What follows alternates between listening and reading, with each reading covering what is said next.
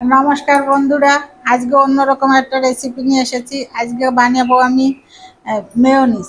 সবাইকে দেখছি মেয়োনিজ বানাচ্ছে, তাই আমার একটু ইচ্ছে হলো আমিও একটু বানাবো। কি দিয়ে তৈরি করব, পুরো ভিডিওটা আপনারা দেখবেন। এই আমি একটা মিক্সার জার নিয়েছি। প্রথমে আমি নেব একটা ডিম। এই যে ডিমটা আমি সেদ্ধ করে ছুলে রেখে দিয়েছি, ডিমটা দিয়ে দেবো এই মিক্সার জারে। তারপরে দেব বিট লবণ। এই যে একটা ডিমে যতটা লাগবে সেই পরিমাণ মতো দিতে হবে বিট লবণ। এই চামচে হাফ চামচ দেব চিনি।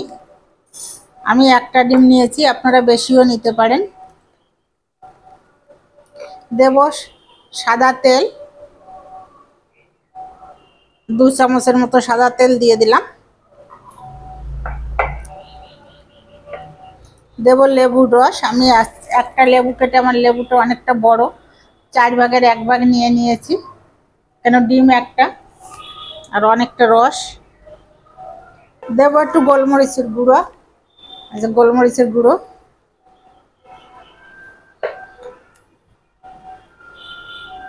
এবার দেব একটু ভিনিগার।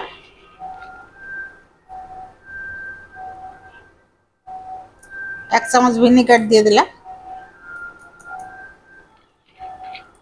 এবার আমি মিক্সারে একটু ঘুরিয়ে নিয়ে আসি। এই আমার মিক্স হয়ে গেছে, কত সুন্দর হয়েছে। এই আমি এবারে বাটিতে ঢেলে দিই। একটু পাতলা আছে, এটা ফ্রিজে রেখে দিলি ঠিক হয়ে যাবে।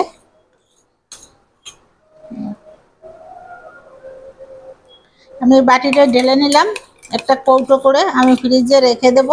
এটা ফ্রিজে রাখলে 1 সপ্তাহ পর্যন্ত রাখা যায়। তারপরে চপ, পকোড়া, কোনো কিছু ভাজা দিয়ে খেয়ে নেবেন।